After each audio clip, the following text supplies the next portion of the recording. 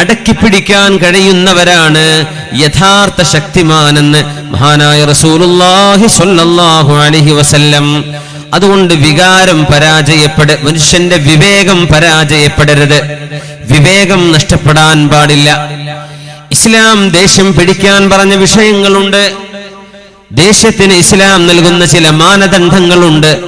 മൻ അഹബ്ബ ലില്ലാഹി വ അബ്ഗദ ലില്ലാഹ്, അല്ലാഹുവിന് വേണ്ടി ഒരാൾ ഇഷ്ടപ്പെടുകയും അല്ലാഹുവിന് വേണ്ടി സ്നേഹിക്കുകയും വ അബ്ഗദ ലില്ലാഹ്, അല്ലാഹുവിനെ ഓർത്ത് ദേഷ്യപ്പെടുകയും ചെയ്താൽ ഫഖദ് ഇസ്തക്മലൽ ഈമാൻ, അയാൾക്ക് ഈമാൻ പരിപൂർണമായി എന്ന് മഹാനായ റസൂലുള്ളാഹി സ്വല്ലല്ലാഹു അലൈഹി വസല്ലം.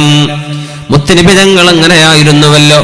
എത്ര ആളുകളാണ് ഹബീബിനെ വേദനിപ്പിച്ചത്, ഹബീബിനെ നോവിച്ചത്. മുത്തുനബി തങ്ങളുടെ ദീനിന് തടസ്സമാകുന്ന വിധം ആരെങ്കിലും ഹബീബിനെ വേദനിപ്പിക്കുകയാണെങ്കിൽ ആ വിഷയത്തിലെ നബി തങ്ങൾ ദേഷ്യപ്പെടാറുള്ളൂ. ഹബീബിന്റെ നിസ്കാരം ബുദ്ധിമുട്ടാക്കിയപ്പോ മുത്തുനബി തങ്ങൾക്ക് ഒരു യുദ്ധസമയത്ത് അസ്ർ നിസ്കാരം ഖളാ ആകാറെടുത്തപ്പോ അല്ലാഹുവിന്റെ ഹബീബ് സ്വല്ലല്ലാഹു അലൈഹി വസല്ലം ശത്രുക്കൾക്കെതിരെ ദുആ ചെയ്തു പോയിട്ടുണ്ട്. അല്ലാഹുമ്മ ബുതൂനഹും നാറാ, അല്ലാഹുവേ അവരുടെ വയറുകളിൽ നീ തീ നിറക്കേണമേ എന്ന് നബി തങ്ങൾ ദുആ ചെയ്തത് ഹബീബിന്റെ ശരീരം വേദനിപ്പിച്ചപ്പോഴല്ല, അല്ലാഹുവിന് ചെയ്യേണ്ട ഒരു ഉത്തരവാദിത്വം നിസ്കാരത്തിന് തടസ്സമായി വന്നപ്പോ. ത്വായിഫിൽ നിന്ന് ഇറങ്ങി വരുമ്പോ ത്വായിഫുകാരുടെ മർദ്ദനങ്ങളേറ്റ് റസൂലുള്ളാഹി സ്വല്ലല്ലാഹു അലൈഹി വസല്ലമ തങ്ങൾ ചോര ഒലിക്കുന്ന കാലുമായി നടന്ന ഒരു സ്ഥലമുണ്ട് ത്വായിഫിൽ. ഇന്നവിടെ കാണാൻ കഴിയും മസ്ജിദു അദ്ദാസ്. ഒരു ചെറിയ പള്ളിയുണ്ട് ത്വായിഫിൽ, മസ്ജിദു അദ്ദാസ്. അദ്ദാസ് റളിയല്ലാഹു അൻഹുവിന്റെ പള്ളിയാണത്.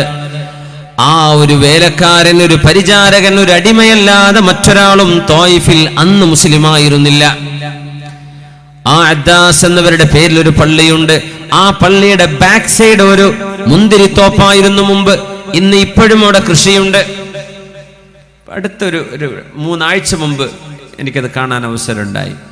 മുത്തുനബി തങ്ങൾ നടന്നിരിക്കാനിടയുള്ള, മുത്തുനബി തങ്ങൾ വിശ്രമിക്കാൻ നബി തങ്ങൾ ഒരു മരത്തിന്റെ ചുവട്ടിലേക്ക് തണലുകായാൻ ഓടി വന്ന ഒരു ഇടമുണ്ടവിടെ. ഹബീബായ റസൂലുള്ളാഹി സ്വല്ലല്ലാഹു അലൈഹി വസല്ലം അദ്ദാസ് എന്നവരെ മുത്തുനബി തങ്ങൾ അവരോട് ചോദിക്കുകയായിരുന്നു, നിങ്ങൾ എവിടെന്നാണ്? മിൻ നീനവ, ഞാൻ നീനവക്കാരനാണ്, നീനവായിൽ നിന്ന്. നീനവായോ? നീനവ അത് എനിക്കറിയാം. യൂനുസ് ഇബ്നു മത്താ, മത്തായുടെ മകൻ യൂനുസ് നബിയുടെ നാടല്ലയോ അത്? മുത്തുനബി തങ്ങളോട് അദ്ദാസ് എന്നവരെ, നിങ്ങൾക്ക് എങ്ങനെ യൂനുസ് നബിയെ കുറിച്ചറിയാം? അവർ ഇറാഖുകാരനാണ്, ഞാൻ ഇറാഖിയാണ്, ഞാൻ നീനവക്കാരനാണ്. മുത്തുനബി തങ്ങൾ പറഞ്ഞു, ഞാനും യൂനുസും പ്രവാചക ശൃംഖലയിലെ സുഹൃത്തുക്കളാണ്, കൂട്ടുകാരാണ്, ഞങ്ങൾ സഹോദരങ്ങളാണ്. ഇസ്ലാം പഠിച്ചു മുസ്ലിമായി മുത്തുനബി തങ്ങളെ ആട്ടിയോടിച്ചൊരു സമുദായത്തെ 2 പർവ്വതങ്ങൾ, 2 മലകളാൽ, 2 ഭീകരമായ പാറക്കെട്ടുകളുള്ള 2 മലകൾക്കിടയിൽ ത്വായിഫുകാരെ ചതച്ചരക്കട്ടെയോ എന്ന് ചോദിച്ചപ്പോഴാണ്, വേണ്ട ജിബ്രീലേ, വേണ്ട മലക്കുൽ ജിബാലേ, വേണ്ട. അല്ലാഹു അവരിലൂടെ ലഅയ്യുഖ്രിജല്ലാഹു മിൻ സുലാബിഹിം മൻ യുവഹിദുല്ലാഹ്, ലാ ഇലാഹ ഇല്ലല്ലാഹ് എന്ന് പറയുന്ന ആരെങ്കിലും ത്വായിഫുകാരുടെ പിന്മുറക്കാരിലങ്ങ് ജനിച്ചെങ്കിലോ അതല്ലയോ നമുക്ക് നല്ലത് എന്ന് തനിക്ക് ഹബീബായ തങ്ങൾക്ക് വേദനിച്ചപ്പോൾ അവർക്കെതിരെ ദുആ ചെയ്തില്ല. എന്നാൽ അല്ലാഹുവിന്റെ റസൂലിന്റെ നിസ്കാരം ബുദ്ധിമുട്ടാക്കിയ അബൂജഹലിനെ, ഉത്ബയെ, ഷൈബയെ, അല്ലാഹുമ്മ ഖുദ് അബാ ജഹൽ, അല്ലാഹുമ്മ ഖുദ് ഉത്ബ വഖുദ് ഷൈബ, പടച്ചവനെ ഷൈബയെ, ഉത്ബയെ, അബൂജഹലിനെ പിടിക്കണേ എന്ന് മുത്തുനബി തങ്ങൾ സുജൂദിൽ കിടക്കവേ ഹബീബിന്റെ പെരടിയിലേക്ക് ചീഞ്ഞു നാറുന്ന ഒട്ടകത്തിന്റെ വേസ്റ്റുകൾ കൊണ്ടുവന്നിട്ടപ്പോ, ഒരു കോഴിയുടെ, ചിക്കന്റെ വേസ്റ്റിന്റെ നാറ്റം എത്രയാണ്! ഒരു ഒട്ടകത്തിൻ്റെതോ ഒരു ആടിൻ്റെതോ ഒരു മാടിൻ്റെതോ സങ്കല്പിച്ചു നോക്കൂ. ആ വേസ്റ്റാണ് അഷ്ഖൽ ഖൗം, ആ സമുദായത്തിലെ ഏറ്റവും പരാജയപ്പെട്ടവൻ മുത്തുനബി തങ്ങളുടെ തോളിൽ കൊണ്ടുവന്ന് ചാർത്തിയത് സുജൂദിൽ കിടക്കുമ്പോ. എഴുന്നേൽക്കാൻ കഴിയാതെ ഹബീബ് വിഷമിച്ചപ്പോ ഫാത്തിമ ബിൻതു മുഹമ്മദ്, ഹബീബായ തങ്ങളുടെ പ്രിയപ്പെട്ട മോൾ ഫാത്തിമ റളിയല്ലാഹു അൻഹ, അവര് ചെറിയ മോളാണെന്ന് അവിടുത്തെ ഇളം കൈകളെ കൊണ്ടത് എടുത്തു മാറ്റി ആ ഒട്ടകത്തിന്റെ വിസർജ്യങ്ങൾ നാറുന്നത് ഹബീബായ തങ്ങളുടെ ശരീരത്തിൽ വന്ന് പതിച്ച വിസർജ്യങ്ങൾ മുഴുവനും ഒരു ബക്കറ്റ് വെള്ളം കൊണ്ടുവന്ന് മുത്തനബി തങ്ങളുടെ തലയും കഴുത്തും ശരീരവും കഴുകിക്കൊടുത്ത ഒരു പിഞ്ചുമോളായിരുന്നു ഹബീബായ സ്വല്ലല്ലാഹു അലൈഹി വസല്ലം തങ്ങളുടെ മകൾ ഫാത്തിമ റളിയല്ലാഹു അൻഹ. ആ മോളാണ് ഹബീബായ നബി തങ്ങളെ കഴുകി വൃത്തിയാക്കിയെടുത്തത്. നബി തങ്ങൾ പറഞ്ഞു പോയിട്ടുണ്ട്, അല്ലാഹുവേ അബൂജഹലിനെ പിടിക്കണേ, ഉത്ബയെ നീ പിടിക്കണേ, ഷൈബയെ നീ പിടിക്കണേ. അവരെ മുഴുവനും അല്ലാഹു പിടിച്ചു ബദറിൽ വെച്ച്. മക്കയുടെ ബഹുദൈവാരാധനയുടെ കൊടിയ ശിർക്കിന്റെ മുഴുവൻ പ്രമാണിമാരെയും ഒന്നൊന്നായി ഹാദാ മസ്റഉ ഫുലാൻ, ഹാദാ മസ്റഉ ഫുലാൻ, ഹാദാ മസ്റഉ ഫുലാൻ. ഇവൻ ഇവിടെയാണ്, അബൂജഹൽ ഇവിടെ വീഴും, ഉമയ്യത്ത് ഇവിടെ വീഴും, ഉത്ബ ഇവിടെയാണ് വീഴുന്നത്. ഇങ്ങനെ ഓരോരുത്തരുടെയും പേര് പറഞ്ഞു നബി തങ്ങൾ അടയാളപ്പെടുത്തി കൊടുത്തിട്ടുണ്ടായിരുന്നു ബദർ നടക്കുമ്പോ. എന്തിന് നബി തങ്ങളുടെ ദേഷ്യപ്പെട്ടു?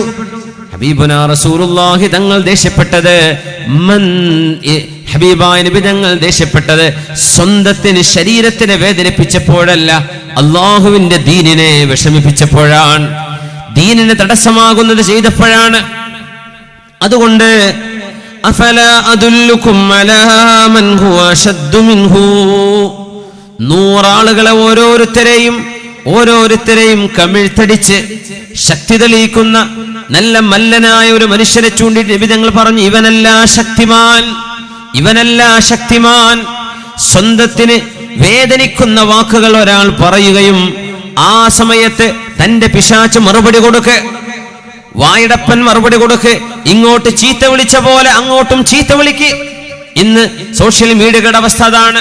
പരസ്പരം ചീത്ത വിളിക്കുന്നത്, പരസ്പരം പഴിചാരുന്നത്, പരസ്പരം അശ്ലീലമായ ഭാഷ ഉപയോഗിക്കുന്ന മുസ്ലിമീങ്ങളായ ആളുകള് പോസ്റ്ററുകൾ ഉണ്ടാക്കി വിടാം. എത്ര എളുപ്പമാണ്, ആർക്കെതിരെയും ചെയ്യാം. പക്ഷേ പോസ്റ്ററുകൾ എത്ര കാലം അവിടെ കിടക്കുന്നവോ, എത്രയായിരം ആളുകൾ അത് കാണുന്നുണ്ടോ, ഒരു ആക്ഷേപത്തിന്റെ ഒരു പോസ്റ്റർ ഉണ്ടാക്കിയാൽ അതിന്റെ പാപഭാരം ആരത് ചെയ്തു വിട്ടുവോ ആ മനുഷ്യന്റെ റെക്കോർഡിലേക്ക് ഒരുപക്ഷെ മരിച്ചു കഴിഞ്ഞാലും ഖബറിന്റെ ഉള്ളിലേക്ക് ആ തിന്മയുടെ ഗീബത്തിന്റെ ശിക്ഷ അല്ലാഹു നൽകിക്കൊണ്ടിരിക്കുമെന്ന് നമ്മൾ എന്താ ഓർക്കാത്തത്? എത്ര ഗുരുതരമാണത്! മനുഷ്യനെ വേദനിപ്പിക്കുന്ന, ഓരോരുത്തർക്കും വ്യക്തിപരമായി അല്ലാതെയും വേദനിപ്പിക്കുന്ന വാക്കുകളെ അത് പറയുന്നവർക്ക് മറുപടി കൊടുക്കാതെ സ്വന്തം ദേഷ്യം കടിച്ചമർത്താൻ കഴിയുന്നവനാണ് ശാരീരികമായി ബലമില്ലെങ്കിലും ആ മനുഷ്യനോളം ബലമുള്ള മറ്റൊരാളില്ലെന്ന് ഹബീബുനാ റസൂലുള്ളാഹി സ്വല്ലല്ലാഹു അലൈഹി വസല്ലം. അതുകൊണ്ട് വിവേകം പരാജയപ്പെടരുത്, ദേഷ്യം ജയിക്കുകയും അരുത്.